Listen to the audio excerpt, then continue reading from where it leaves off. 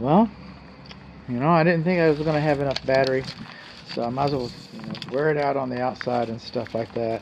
But what we're talking about is this is a control joint. The sealant is getting dry, and the sealant is cracking. We were talking about some separation between the windows. This would be the laundry window, I think. No, it's primary bedroom window. And this primary bedroom, bathroom right there. It's a pretty good suite before it goes to the kitchen area. All right. But anyway, the rain gutter doesn't discharge far enough away. This is the water heater. And it's 2 bins that we're counting, and it is higher than 6 inches. There, right there, it's higher than 6 inches from the ground. And then in another video that's coming up, I'm talking about the condensing unit not being 12 inches away from the wall. However, it is 12 inches from the wall. That will not make the report, so just ignore that part of the video you're about to see. These videos are first and second passes. Okay, so there's a lot of, sometimes I call things the wrong word, and sometimes I miss some things that end up on the report, and sometimes I say things that don't end up on the report. We've got a little bit of wood mulch right in there. Okay, they cut a bush back over here. A little bit of wood mulch, huh? That's wood mulch. Questions coming up. Okay. Moving on along, this is our electric load center. We're going to have a video about that coming up pretty soon. Moving on along, this is our, gas meters over here on the west side of the garage. Our rain gutter does not discharge water far enough away. These are soffit vents, so we're going to expect to see some kind of attic ventilation. I don't remember seeing it over the garage, so hopefully the camera poles will give us a clue, and when I go into the attics, hopefully we'll get some clues. And if you look right over here, you see those little brown circles right there? Okay, this is a post-tension slab foundation, and they make a couple different, maybe 3 different types. I don't know which type it is, but they're all pretty darn good. And they put the right type here, no doubt. They got the civil engineering, code approval and everything like that. By the cable going through the concrete like that, it makes it a lot stronger. It's a desirable thing. And we're coming on along. Now on our exterior carriage lamp, okay, our sconce, it's supposed to be sealed.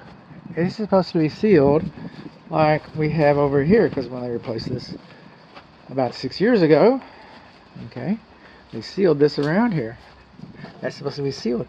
Our electric meter is supposed to be sealed on 3 sides so that water doesn't get behind you, because brick is porous. You remember the other video? Oh, how soon they forget. But anyway, brick is porous, like I said. Around the gas meter, this is supposed to be sealed. You know what I'm not seeing on the gas meter? I'm not seeing electric bonding. Okay, well, if I don't see electric bonding, I'm required to tell you about it. I can't really call it a deficiency. And the odds are I'm going to find electric bonding.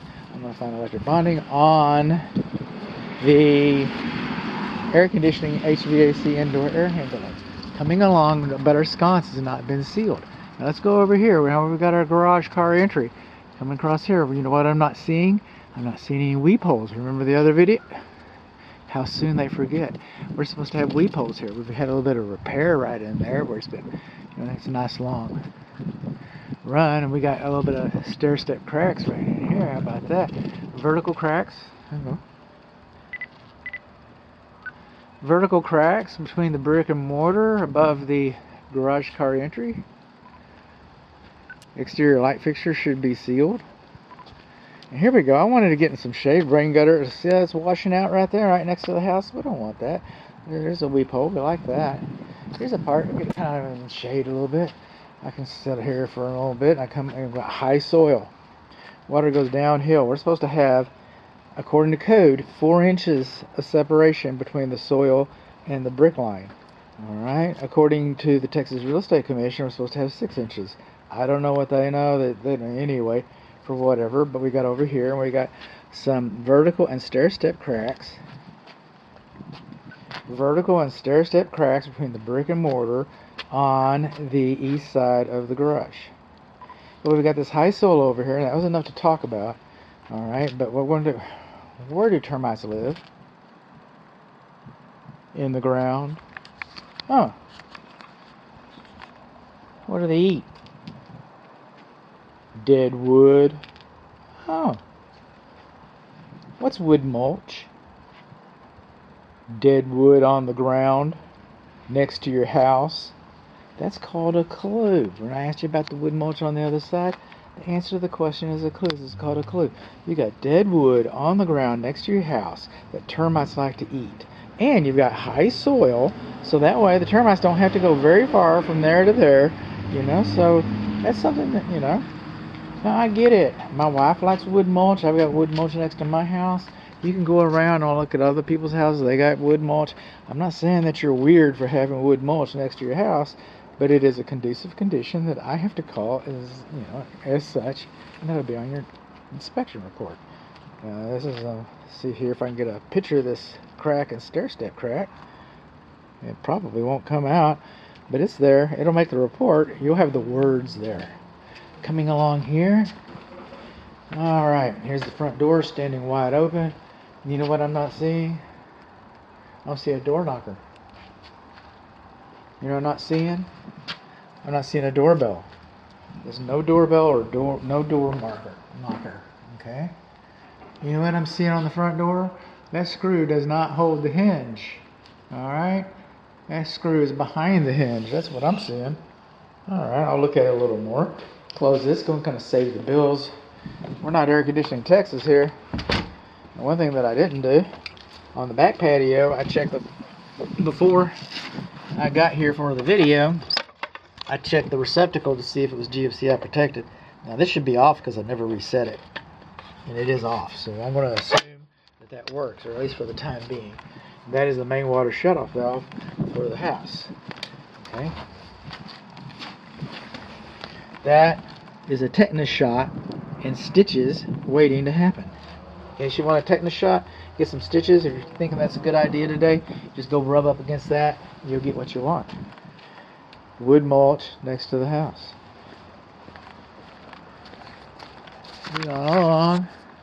Now this is kind of interesting. We got a different crack over here, but we got we got a vertical crack over the, I'm calling it the formal living area. It kind of looks like a dining room, but we've got a vertical crack through the brickwork above the formal living area window, south wall, and then up there on both of these windows. By the way, these two windows up here, they go to the third bedroom, is what I'm calling the southeast bedroom on the west wall.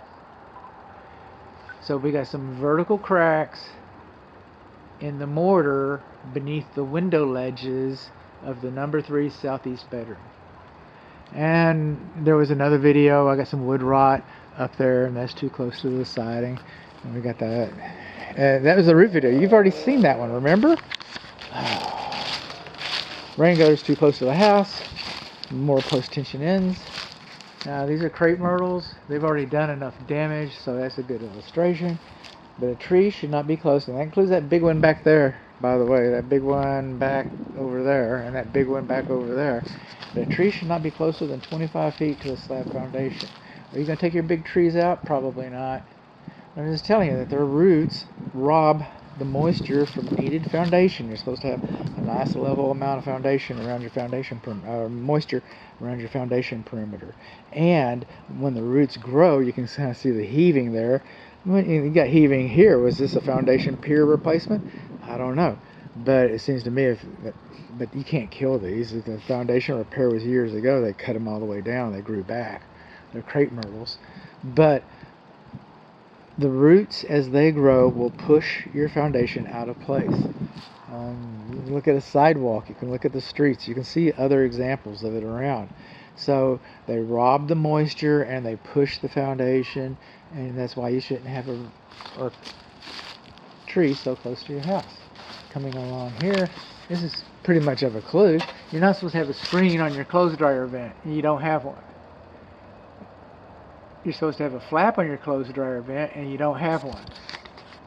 And your clothes dryer vent is dirty. You know how many fires a year are caused by dirty clothes dryer vents?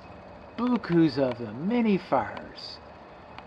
That really, I mean, before you move in, you need to get that cleaned, and then get it cleaned once a year. I'm serious about that. That is disaster right there. Okay. Boy, bud, you sounded serious about that. But it wasn't expensive.